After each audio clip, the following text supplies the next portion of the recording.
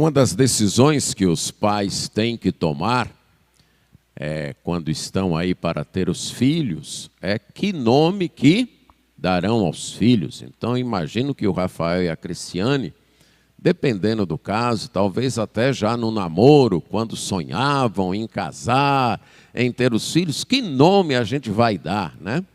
Dependendo aí se um tem maior interesse ou um temperamento mais forte, o outro, não, você pode escolher os nomes que eu concordo, ou se os dois têm um temperamento forte, ou têm certas heranças, não, mas eu quero esse nome, eu quero aquele outro nome, aí a coisa se complica, né? Se os dois assim, não, mas eu já pensava desde cedo que se eu tivesse um filho se chamaria assim, aí a mulher, não, eu é que pensava assim e tal, aí se complica. Mas tudo poderia se resolver, não foi o caso deles, mas tudo poderia se resolver se Deus dissesse o nome, concorda? Se Deus, olha, deixa eu dizer, Rafael e Cristiane, nem você, nem ela vão decidir. O nome, quem vai decidir sou eu, é fulano. Pronto, estava resolvido. A não ser que fosse um nome estranho. E você sabe que o profeta Isaías e sua esposa não tiveram a decisão quanto ao nome de seus 2 filhos, certo? Foi Deus quem decidiu. E foram nomes um tanto estranhos. Vocês lembram aí os nomes dos 2 filhos de Isaías? Os 2 que a gente conhece, que a gente sabe, né? Talvez ele tenha tido outros filhos que a gente não saiba. Quais eram os nomes? Rápido despojo, presa segura e um remanescente voltará. Foram os 2 nomes dos filhos que a gente conhece de Isaías. Foi Deus que disse, você vai colocar estes nomes nos seus filhos. Por quê? Porque eram nomes proféticos. Os filhos eram não só filhos de Isaías e da profetisa, como ele chama no capítulo 8 a sua esposa. Não. Os filhos eram símbolos, no caso dele, símbolos dados por Deus de seu plano, de um plano que Deus tinha para o seu povo. O nome de um dos filhos falava do juízo de Deus. Rápido despojo, presa segura. Capítulo 8, verso 3. Aquele filho, através do nome, anunciava o juízo de Deus, que viria sobre o povo de Deus, o povo de Israel, as 10 tribos do norte, porque elas haviam se afastado de Deus. Então, toda vez que aquele menino, já pensou se fosse hoje chegando na escola, como é o seu nome, menino? Rápido despojo, presa segura.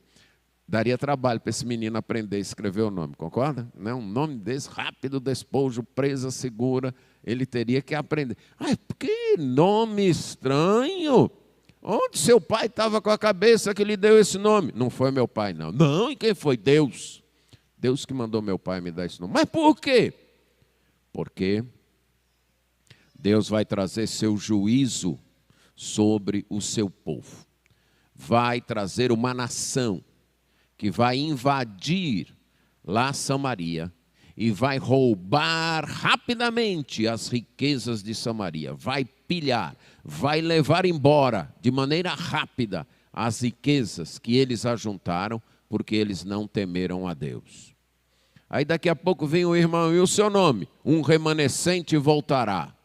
E outro menino aqui, não bastava, um outro menino aqui nessa sala com nome estranho. E você, também foi Deus que lhe deu esse nome? Sim, foi Deus que falou para o meu pai botar esse nome em mim. Mas por quê? Porque esse nome fala que apesar de Deus trazer o seu juízo, ele também vai salvar um restante do seu povo. Ele vai salvar um remanescente do seu povo. Então, aqueles 2 filhos eram símbolos proféticos de juízo e salvação. E a profecia narrada no capítulo 10 mostra o cumprimento desses 2 nomes, do nome desses 2 filhos na vida do povo de Deus. Na primeira parte, que nós explicamos hoje pela manhã, os capítulos 5 a 19, nós temos o cumprimento do segundo filho, do nome do segundo filho. Rápido despojo, presa segura. Deus mostrando como a Assíria, que era o instrumento da mão de Deus, a vara na mão de Deus, o bordão na mão de Deus, para bater no reino do norte, para ferir o reino do norte, para trazer o castigo, a punição sobre o reino do norte, por causa do seu desvio de ter se afastado de Deus. Como ela faria isso? E agora, na segunda parte, dos versos 20 a 34, nós vamos ver o foco no outro filho. Um remanescente voltará. E temos visto nesse capítulo também uma boa explicação do que vem a ser a visão bíblica da história. A filosofia bíblica de história, eu diria, que é que a causa final da história é Deus e sua vontade, é o seu plano. Quem move a história, quem guia os acontecimentos da história, não são as grandes potências, não são os movimentos de massa, não são os líderes, nem tampouco é a conjunção de várias vontades e interesses de indivíduos, nem tampouco é a economia, nem tampouco é a matéria, o materialismo, não. Quem guia a história, quem dirige a história é Deus. E Ele faz isso com compromissos com sua providência moral. Ele faz isso guiando a história para o plano que Ele já tem determinado, ou no plano que Ele já tem determinado. E Ele usa os grandes poderes do mundo, as nações, as potências, os impérios que surgem de acordo com sua vontade, para trazer juízo e para trazer salvação. Esses impérios, mesmo sendo pagãos, mesmo sendo ignorantes quanto a Deus, estes impérios são usados por Deus para cumprir, estes governos são usados por Deus para cumprir a sua vontade. Mas o fato deles serem agentes de Deus não os livra da responsabilidade de agirem conforme a vontade de Deus. Eles devem fazer o plano de Deus conforme Deus quer. E quando eles não agem assim, quando eles agem por ganância, por arrogância, orgulho, como foi o caso da Assíria, eles não ficam indesculpáveis. Deus os usa e depois de terminar o projeto que ele tinha para aquele império, ele encarrega-se de punir também aquele império.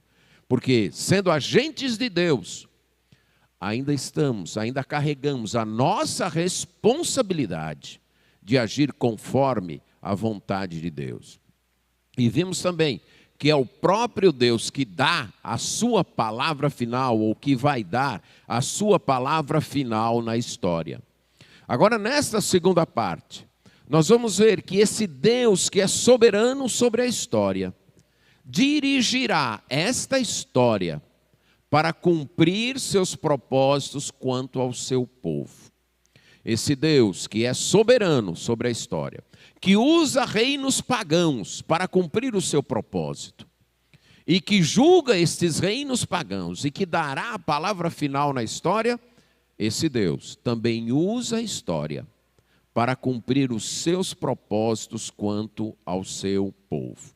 Vamos ler capítulo 10 de Isaías, versos 20 a 34. Isaías, capítulo 10, versos 20 até 34.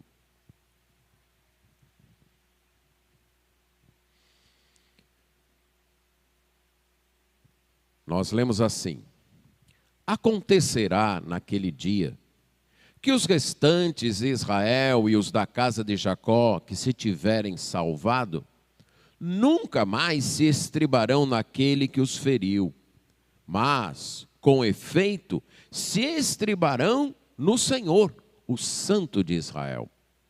Os restantes se converterão ao Deus forte, sim, os restantes de Jacó.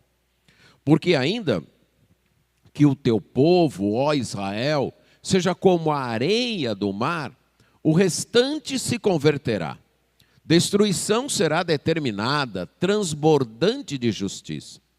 Porque uma destruição, e essa já determinada, o Senhor dos exércitos a executará no meio de toda a terra.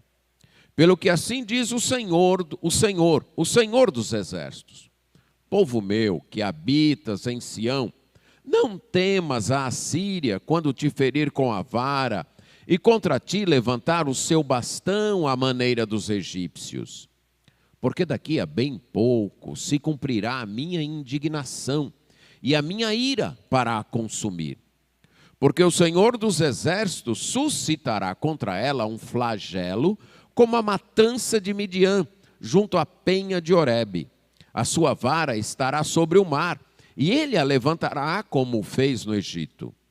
Acontecerá naquele dia que o peso será tirado do seu ombro, e o seu jugo do teu pescoço, jugo que será despedaçado por causa da gordura. A Assíria vem a Aiate, passa por Migron, e em Micmas larga a sua bagagem. Passa o desfiladeiro, aloja-se em Geba, já Rabá treme, Gibeá de Saul foge. Ergue com estrídulo a voz, ó filha de Galim. Ouve, ó Laís, ó pobre Anatote. Madmená se dispersa, os moradores de Gebim fogem para salvar-se. Nesse mesmo dia, a Assíria parará em Nobe, agitará o punho ao monte da filha de Sião, o outeiro de Jerusalém. Mas, eis que o Senhor dos exércitos, cortará os ramos com violência. As árvores de alto porte serão derribadas e as altivas serão abatidas. Cortará com o ferro as brenhas da floresta e o Líbano cairá pela mão de um poderoso. Oremos. Senhor nosso Deus, dependemos da Tua graça para a compreensão e obediência à Tua palavra. Pedimos isto em nome de Jesus. Amém. Deus, sendo soberano sobre a história, vai dirigir esta história para que cumpra os seus propósitos quanto ao seu povo. E um dos seus propósitos é salvar um remanescente. Aqui nós temos a continuação de uma poesia de Isaías, de sua profecia, escrita e descrita em forma poética. Ele continua o que ele já havia começado e que nós vimos pela manhã, como mencionei, que foi a descrição da futura derrota do Império Assírio. O Império Assírio, até então, era o instrumento usado por Deus para trazer disciplina, para trazer castigo para as nações ali do Oriente Próximo, naquela época, inclusive para o povo de Deus, a nação de Israel, cuja capital era Samaria, e a nação de Judá, cuja capital era Jerusalém. Deus também, usando esse povo, iria depois, usando a Assíria, iria depois trazer juízo sobre a Assíria. E esse foi o tópico, o assunto da primeira parte desta profecia. Agora, ele continua falando, avisando de que apesar da Assíria ser esse instrumento nas mãos de Deus, o povo de Deus deveria confiar que um remanescente seria salvo. As 10 tribos do norte, inclusive, já haviam sido tomadas, no tempo dessa profecia, já haviam sido tomadas pelo Império Assírio. O seu território já estava ocupado e dividido em províncias administradas pelo governo assírio, e a maior parte de sua população já havia sido transladada lá para o outro lado do rio Eufrates, quase 1000 quilômetros distante, para viver em outra terra. Mas tinha havido um grupo, um remanescente, que por graça de Deus tinham conseguido escapar e se refugiado no reino do sul, no reino de Judá, cuja capital era Jerusalém. E agora para este povo, Deus diz que acontecerá naquele dia. A expressão naquele dia, se você está acostumado a ler as Escrituras, e especialmente os livros proféticos, você vai ver várias vezes esta expressão, naquele dia. Naquele dia, podemos dizer assim, que se referia a um evento próximo, era uma expressão escatológica. Isso é uma expressão para o cumprimento no final dos tempos. Quando Deus, então, consumar totalmente a história da humanidade. Mas que ela recebia cumprimentos antecipados no decorrer da história. O naquele dia, então, funcionaria, no caso aqui, como uma descrição do dia do juízo e salvação final, mas que transpareceria, que seria figurado, que seria simbolizado, tipificado, no dia em que Deus exercesse o seu juízo também sobre a Assíria. Então a expressão naquele dia, apesar de ser escatológica e ter um cumprimento escatológico, ela também tinha um cumprimento dentro da história. E no caso aqui, o cumprimento dentro da história seria o dia, então, em que Deus dissesse que Deus estava dizendo no texto anterior que exerceria o seu juízo sobre a Assíria, que traria o seu juízo sobre a Assíria. Aí ele então vai dizer que haveria um remanescente e que este remanescente confiaria em Deus. O remanescente seria formado por aqueles que depositassem fé em Deus. Isso aparece no verso 20, quando diz: e os restantes, isto é, o remanescente, os sobreviventes de Israel e de Jacó, aqueles que restaram, que escaparam do juízo que eu trouxe, estes não mais se estribarão.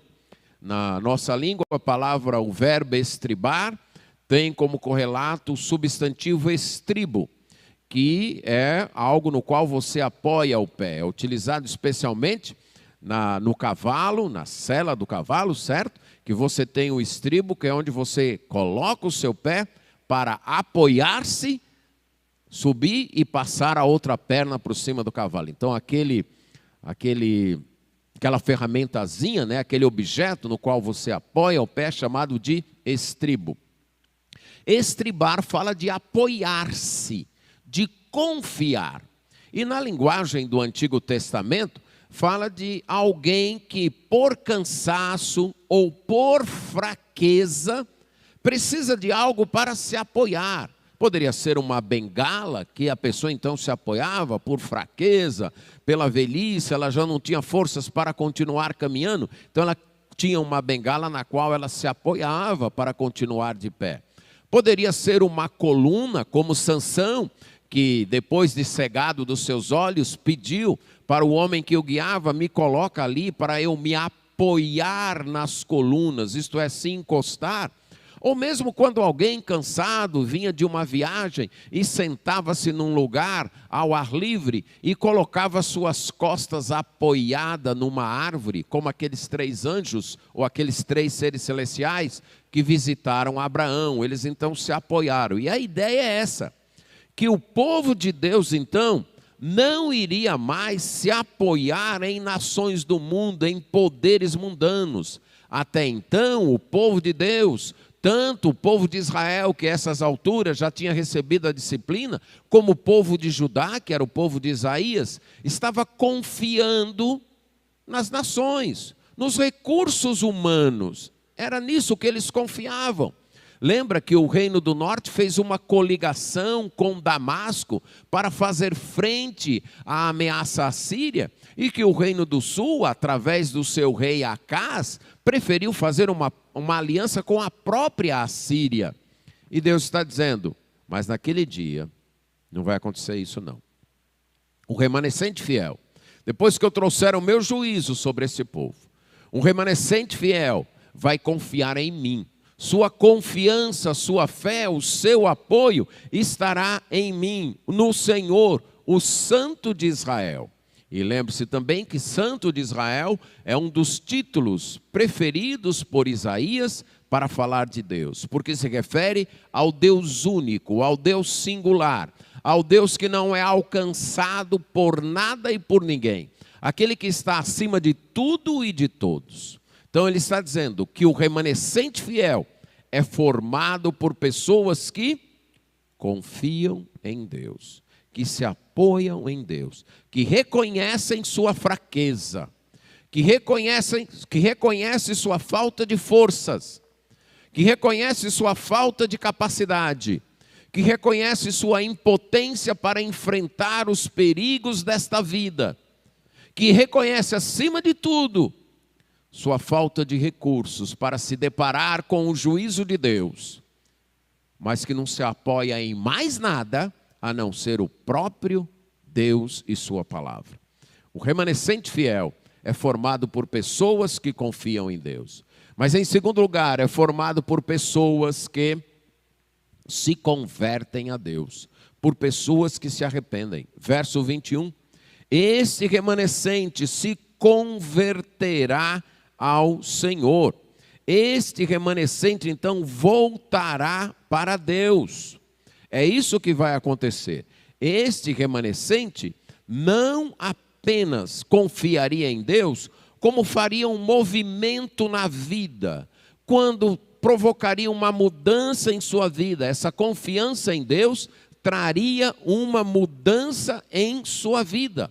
Eles se voltariam para Deus, arrependidos dos seus pecados, eles se converteriam a Deus. Eles voltariam então para o Deus forte. E qual foi a outra vez aqui no livro de Isaías que apareceu esse título para Deus? Deus forte.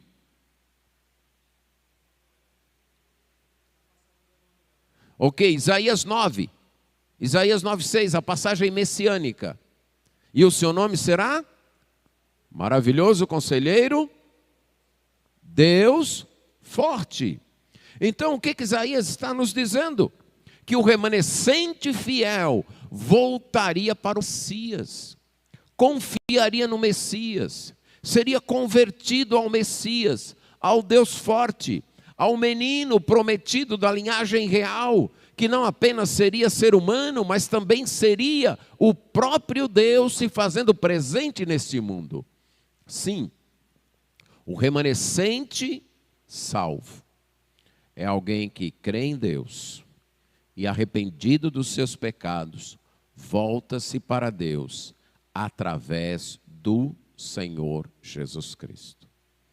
Não há outra forma de pertencer ao povo de Deus que não seja através de fé e uma volta arrependida aos pés do Senhor Jesus Cristo.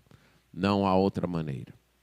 Você só pertence ao povo de Deus se você voltar-se para Deus, reconhecendo e arrependido de seus pecados e confiando única e exclusivamente na obra e na palavra que Deus nos trouxe através do seu Filho, Jesus Cristo. Sem isso, você não é do povo de Deus. Você não é do povo de Deus porque seu nome está no rol de membros de uma igreja. Não é por isso. Você não é do povo de Deus porque passou por um certo ritual, batismo ou qualquer outro ritual. Não é por isso. Você só pertence ao povo de Deus se arrependido dos seus pecados, reconhecendo que é pecador, que se afastou-se de Deus, que sua vida perverteu-se, sua vida se inclinou para fora dos caminhos de Deus. E agora você reconhece isso. E arrependido e confessando, você se volta para Deus, em fé, em confiança, apoiando-se única e exclusivamente na pessoa do Senhor Jesus Cristo. Isto vale para o remanescente de Israel e de Judá, e isso vale para nós também. Mas esse remanescente, além de ser um remanescente que confiaria em Deus, que teria fé em Deus, além de ser um remanescente arrependido, convertido, que já fora uma grande nação, que já fora como a areia do mar, mas agora então era só um remanescente, era o resultado da ação de Deus, da palavra de Deus. No verso 22, porque mesmo que seja o teu povo Israel como a areia do mar, é só um remanescente que se converterá. Por quê?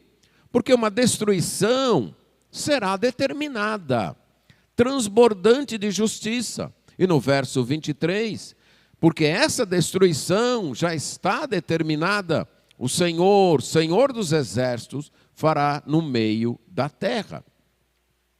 O apóstolo Paulo, lá em Romanos 9, 27 e 28, nos mostra uma aplicação desse texto de que, apesar de Israel ser como a areia do mar, apenas um remanescente seria salvo, referindo-se então aos judeus do nosso período que aceitaram ou que conheceram o Senhor Jesus Cristo como Senhor e Salvador. Mas aqui no texto de Isaías fala de uma destruição. A ideia da palavra destruição, e que aparece também lá na interpretação de Paulo, é a consumação do plano de Deus. Já que Deus tem planejado, Deus tem determinado, esta é a garantia de que haverá um remanescente, a garantia de que haverá salvação, a garantia de que as pessoas serão salvas, de que algumas pessoas serão salvas, é o plano de Deus, é a determinação divina, é o fato de Deus já ter determinado. Deus já determinou consumar o seu plano, realizar o seu plano. E esta consumação ocorrerá porque ela é determinada por Deus. E Ele é o Senhor, o dono. A primeira palavra Senhor, como eu expliquei de manhã, com só a primeira letra maiúscula, seria a tradução de Adonai. Isso é meu dono, meu Senhor, meu chefe. E a segunda palavra traduzida como Senhor, com todas as letras maiúsculas, é o nome pessoal de Deus. Yahvé, Javé ou Jeová, a gente não sabe como pronunciar, porque a pronúncia se perdeu, mas é o nome pessoal de Deus que os tradutores da Bíblia, para diferenciar de Adonai, decidiram traduzir com todas as letras em caixa alta, todas as letras maiúsculas. Então, o dono de tudo, Adonai, que é Yahvé, que é o Senhor que se manifestou lá para Moisés no Sinai, que é o Eu Sou, ele também é dono dos exércitos, é dono das forças, dos poderes do mundo e dos poderes celestes. Ele determinou isso, ele planejou isso, é plano dele. E é ele quem vai executar. Ele planejou e ele há de executar. O remanescente fiel, então, é alguém que voltou sua confiança para Deus, abandonou confiar em outras coisas para confiar, para se apoiar única e exclusivamente em Deus. É alguém que, reconhecido dos seus pecados, voltou-se para Deus através do Deus forte, o Messias prometido. Mas também é resultado do plano de Deus, do planejamento de Deus, da soberania de Deus em planejar e trazer para este mundo um remanescente salvo. Pessoas que, apesar das dificuldades, apesar das lutas, apesar da disciplina, apesar da incredulidade da maioria do mundo, estas pessoas permaneceriam confiando em Deus. É dito também para este remanescente, aí no verso 24, que eles não deveriam temer. Então ele diz ao povo, aí agora o povo que habitava em Sião, e Sião se tornou um outro nome para Jerusalém. Quando Davi tomou a cidade de Jerusalém, quando Davi era rei, ele então tomou a cidade de Jerusalém dos jebuseus para fazer de Jerusalém o centro do seu reino. E havia um monte naquela cidade chamado Monte Sião. E Davi usou aquele monte para ali fazer o templo do Senhor e construir o complexo do governo, né, o seu palácio, mas acima de tudo o templo de Deus, ali no Monte Sião. Então, com o passar do tempo, o Monte Sião, ou Sião, passou a designar não só o monte, a palavra Sião passou a designar não só o monte, mas toda a cidade de Jerusalém, e com o passar do tempo, toda toda a nação de Israel, todo o povo de Deus ali de Judá e Israel. Então agora Deus se dirigindo e falando, usando esse nome, né, o nome Sião, é como se Deus quisesse dizer para o seu povo: olha, vocês não tenham medo, eu fiz uma promessa a Davi. Eu escolhi Davi e prometi que daria um descendente para ele.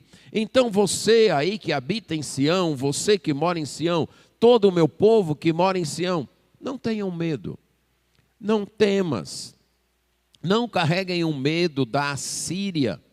Mesmo quando a Assíria te ferir, mesmo quando o seu bordão, isso é, os seus atos de governo, o seu poder, chegar a ferir vocês, mesmo quando ela levantar o seu cajado, e aqui lembra, está sendo usado no sentido simbólico, que eram as decisões governamentais da Assíria, mesmo quando ela levantar sobre vocês o seu cajado, vocês já passaram por isso lá no Egito, e aí ele lembra, como aconteceu no Egito, vocês já passaram por isso e eu libertei vocês. Então vocês não precisam temer agora, vocês não precisam ter medo quando a Assíria chegar, quando ela ameaçar, quando ela vier então ferir vocês. Quando a disciplina chega, não é momento de temor, não é momento de medo. Quando o castigo chega, o povo de Deus não vai temer, não vai ter medo.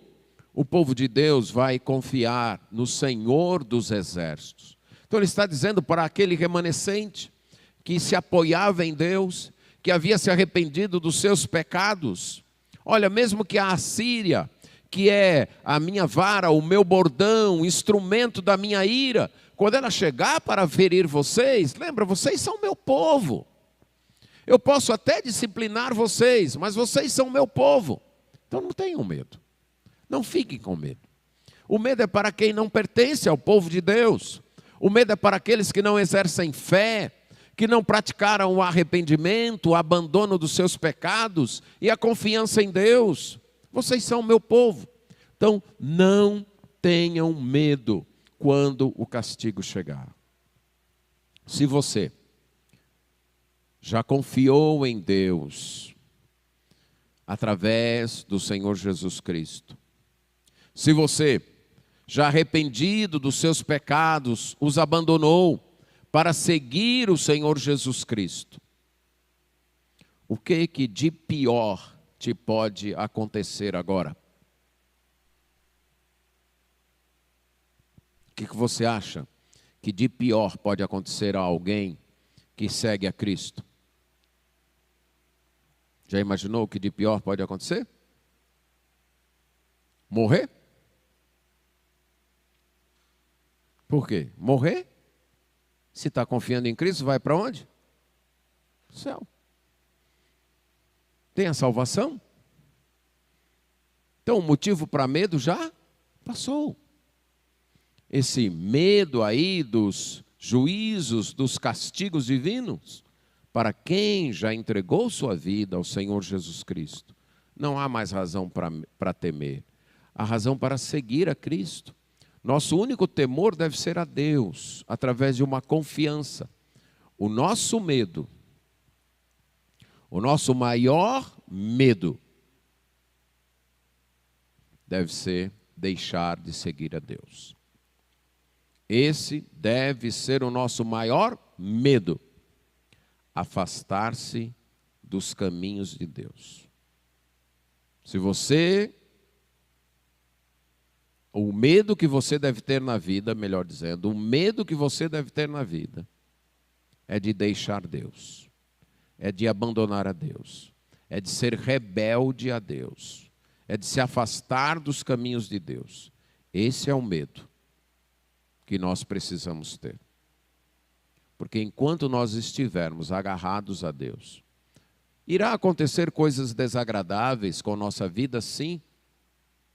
Irá acontecer coisas doloridas na nossa vida, sim. Teremos perdas na vida, sim. Mas nada disso deve nos causar um medo paralisante, do tipo, a vida não vale mais a pena. Não, nada disso. Nada que aconteça neste mundo conosco deve nos paralisar com o medo. Se você confia em Deus através do Senhor Jesus Cristo e arrependido dos seus pecados o está seguindo, não há motivo. Mesmo que, como Deus disse para o povo de Judá, a Assíria venha.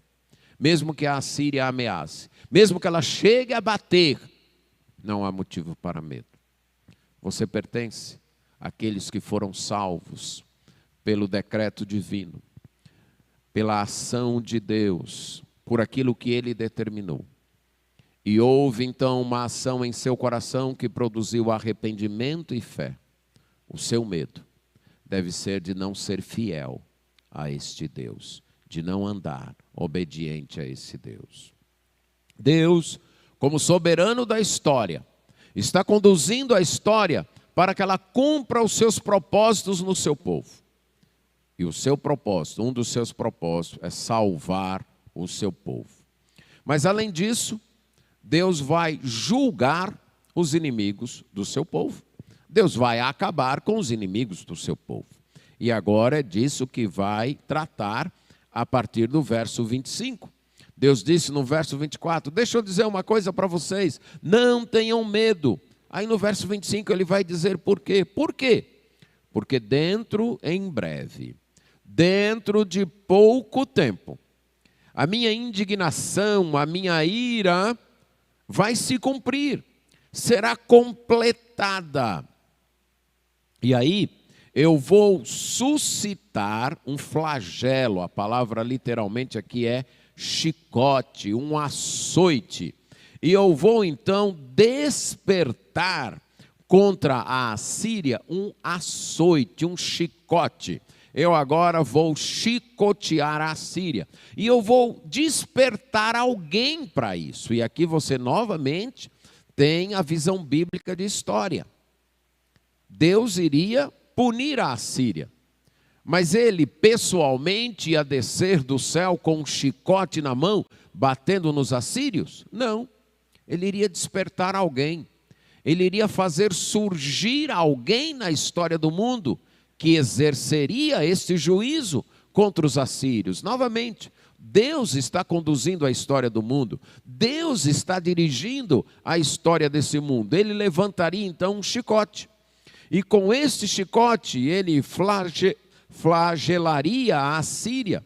E ele traz duas comparações da história de Israel para dizer, semelhante ao que eu fiz em Midian, ou na matança de Midian. Quando foi a matança de Midian? Ninguém lembra? Quem foi o herói, o instrumento de Deus para liderar o povo de Israel contra os midianitas? Ninguém sabe? Quer arriscar, Rivelino? Não? Você não lembra? A Isabela lembra dessa história. Quando chegar em casa, pede para ela te contar. Mas foi quem, gente? Gideão, certo? Então, Midian. Deus estava dizendo, eu vou agir com a Síria, eu vou bater na Síria com o meu chicote, como eu fiz com os midianitas, como eu fiz naquela matança em Midian, quando eu levantei Gideão, e ele com 300 soldados saiu e destruiu aquele exército enorme dos midianitas. E aí ele cita um outro nome, Horebe, lá na penha, na rocha de Horebe, né? Um lugar de pedras que havia e que ficou com o nome de Horebe. E por que será que ficou com esse nome de Horebe? Sabe por quê? Você pode ler isso em Juízes 7:25. Porque Horebe era um dos líderes dos midianitas. Horebe e Zeebe, certo? Eram os líderes do exército dos midianitas. E quando Gideão os prendeu, ele matou naquela rocha, e a partir dali a rocha passou a ser conhecida, aquela penha, passou a ser conhecida como penha de Horebe, ou rocha de Horebe. E isso ficou na memória histórica do povo de Judá, e é disso que Deus está lembrando. eu vou agir contra a Síria do mesmo modo que eu fiz contra os midianitas, do mesmo modo como eu destruí os seus líderes lá na penha de Horebe, ou ainda, do mesmo modo como eu levantei o meu bordão no Egito. Agora essa é mais fácil, né? Eu espero. Qual foi o instrumento de Deus, o ser humano instrumento de Deus para levantar o bordão contra o Egito? Moisés. Então Deus está recordando. Deixa eu fazer um parênteses aqui. Aprenda a ler a Bíblia com a memória ativa, viu?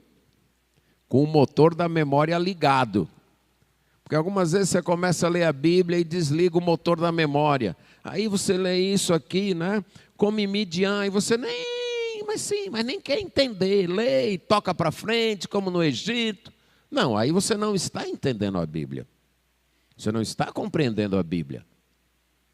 Ah, mas por que ele falou de Midian aqui? Que Midian é essa? Que mulher foi essa que ele está dizendo, uma mulher que fez essa matança toda? Que mulher foi essa? Não foi uma mulher, foi uma nação que Deus então destruiu para libertar o seu povo.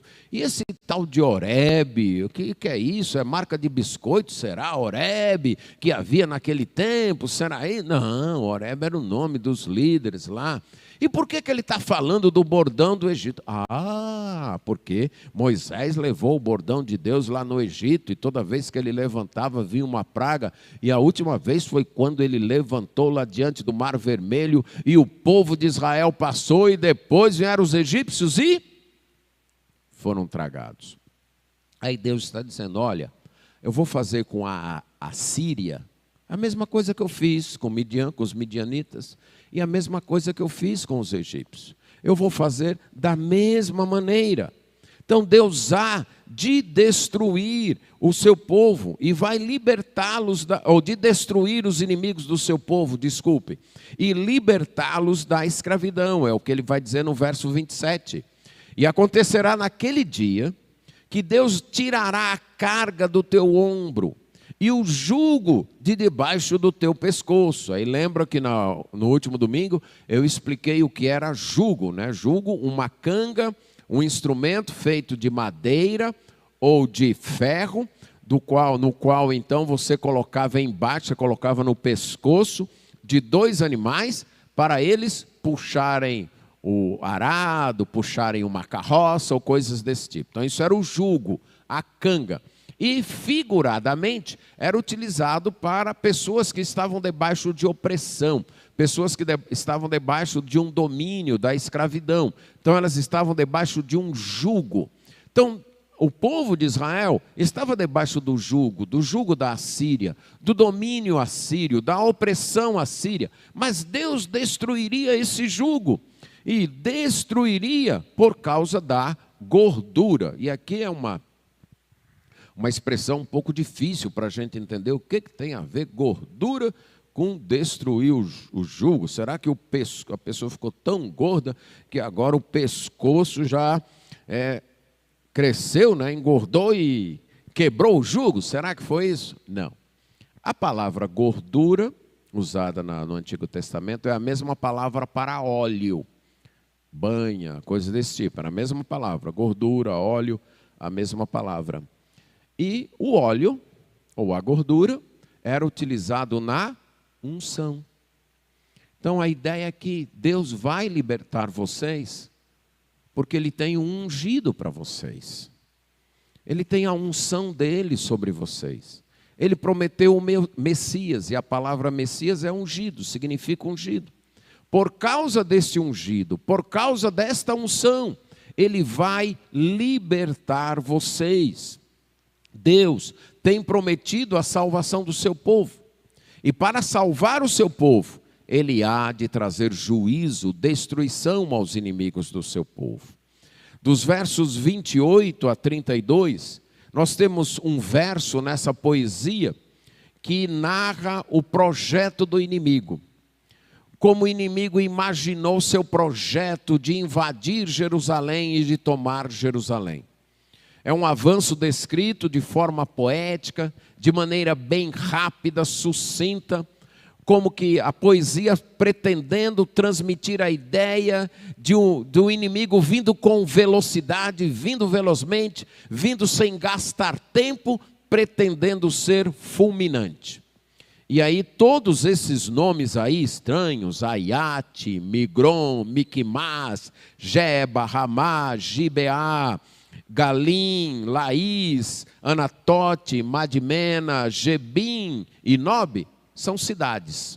12 nomes de cidades que ficavam na rota ao norte de Jerusalém, que seria uma das rotas que o império, o rei assírio poderia seguir. Certo?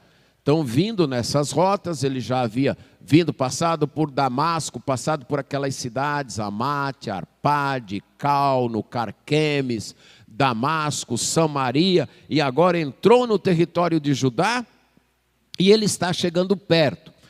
Entre a primeira cidade citada, Aiate, e Jerusalém, a distância seria de 16 a 24 quilômetros, mais ou menos. Então, uma distância, o dobro, uma ida e volta ao Crato. Então ele já estava muito perto. Para um exército, isso já está em cima, já está na marca do pênalti.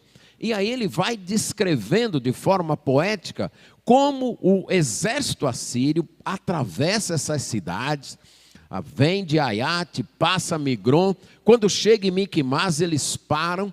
A ideia de armazenar a bagagem, eles param para verificar as armas. Pronto, nós estamos chegando perto, pessoal. Está aí a cavalaria, a infantaria chegou aqui. Agora vamos parar e verificar nossas armas, verificar nossos suprimentos, ver se está tudo ok, porque a gente vai atacar Jerusalém, a gente está caminhando. E aí eles atravessam o Desfiladeiro. Era um vale que tinha, onde vindo do norte, então aquele exército assírio iria descer 91 metros, uma descida aí de 91 metros, bem grande, e iria subir 152 metros, quase o dobro. Mas esse exército estava empolgado, acreditavam na vitória. Eles não queriam descansar enquanto não passassem esse desfiladeiro, enquanto não passassem esse vale. Então eles passam, chega lá do outro lado, a próxima cidade é Geba. Pronto, aqui a gente vai descansar. Aqui a gente vai passar a noite, agora nós vamos descansar aqui em Geba, certo? Aloja-se em Geba, verso 22, porque amanhã a gente parte para Jerusalém. A gente vai tomar Jerusalém. Aí o que acontece nas outras cidades? Elas ficam com medo, certo? Elas não se preparam para enfrentar o inimigo. Ramá, o povo de Ramá fica tremendo. Gibeá, que era a cidade de Saul, fugiu, a cidade foi evacuada. A cidade de Galim grita com alta voz, com uma voz bem estridente. A cidade de Laís apenas escuta com atenção. Olha, o inimigo já está aí, já está perto, já está chegando. Estão passando a noite lá em Geba. E Anatote, o povo diz, coitada dessa cidade, era a cidade de Jeremias, coitada dessa cidade, será destruída. Madmena busca então lugares, todo mundo sai da cidade procurando fugir do ataque. E Gebim busca refúgio. Aí no outro dia, o exército acorda e parte, e chegam à cidade de Nob. Aqui já estão apenas a 2 quilômetros de Jerusalém. E eles dão uma parada. Muito provavelmente uma parada para ouvir as informações dos batedores, isto é, dos soldados, dos espiões que eles mandaram na frente.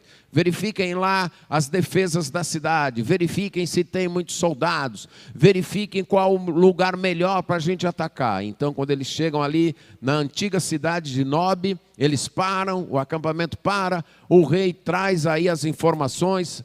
Os batedores, os espiões são trazidos diante do rei e eles começam a discutir as informações que têm.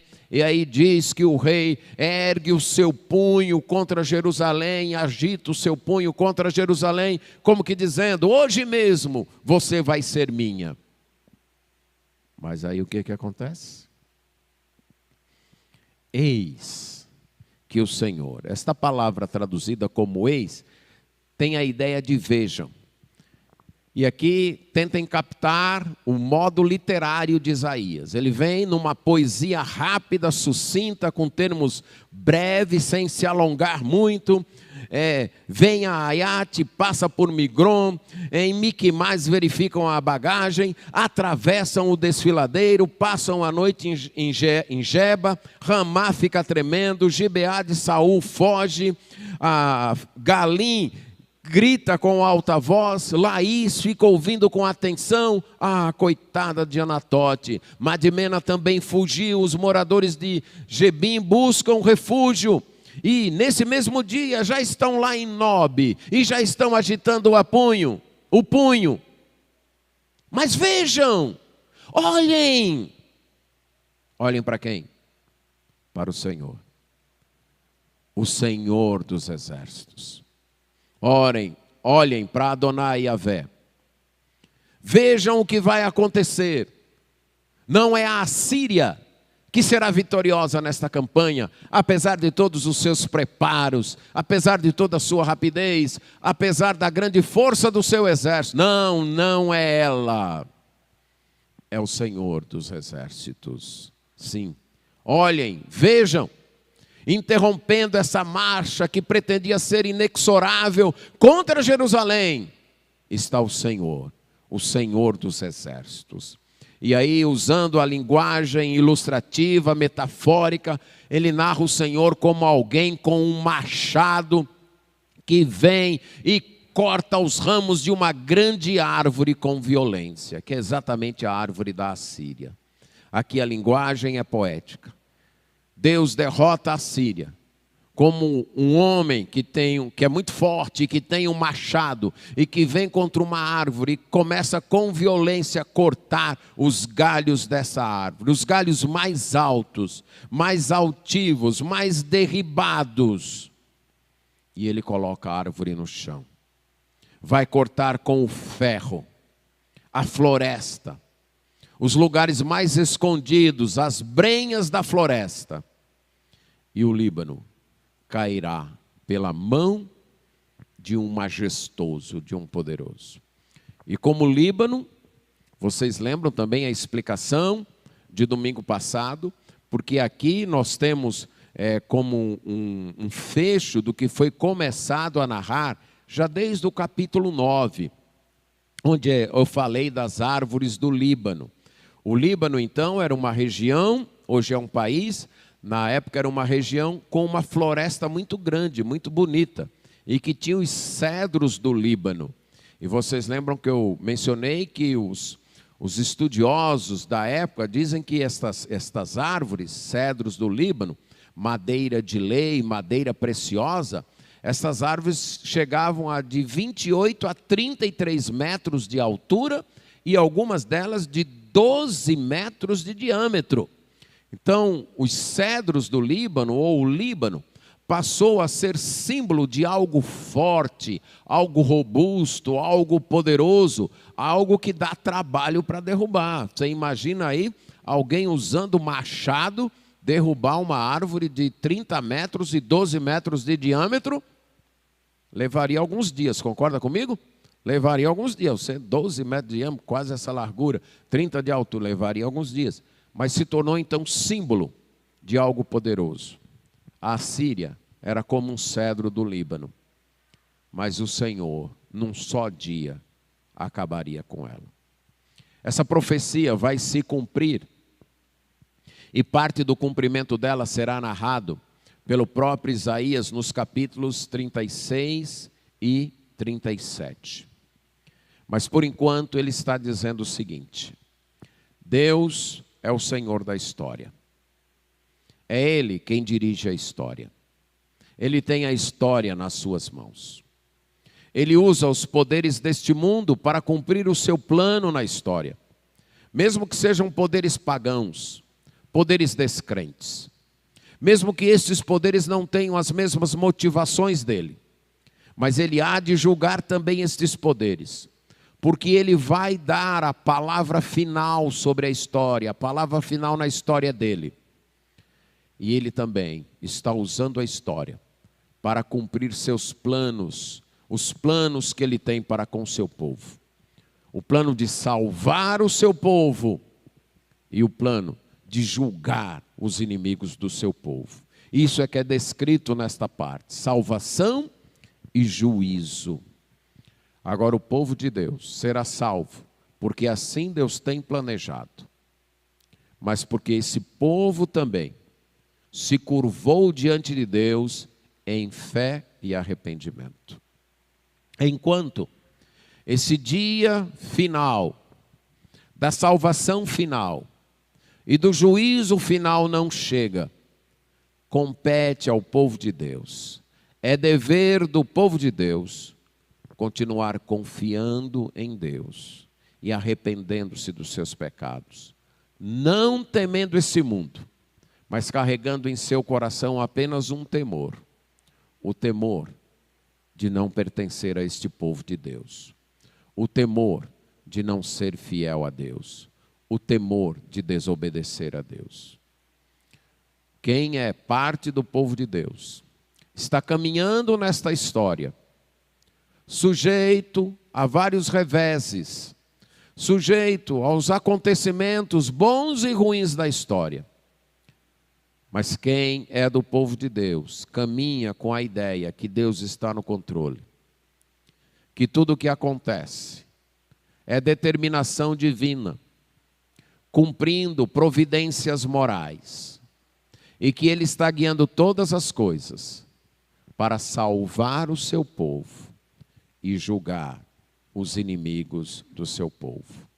Então o povo de Deus caminha confiando, caminha se apoiando em Deus, caminha arrependendo-se dos seus pecados e sem temer os perigos, sem temer as afrontas, sem temer as ameaças, porque sabe que pertence ao remanescente de Deus por determinação divina. Se você ainda não pertence a esse povo de Deus, só há um meio, como eu fiz questão de mostrar durante a mensagem.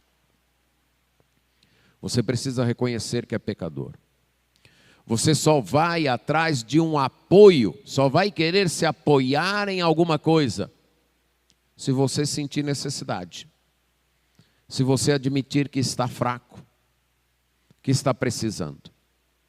Enquanto você se achar o forte, o bom, capaz de cuidar da própria vida, você não vai querer o apoio de ninguém. Você precisa reconhecer que é pecador como eu sou e todos nós aqui somos. Você precisa arrepender-se dos seus pecados e reconhecer também que o único apoio que você pode ter nesta situação é o de Deus.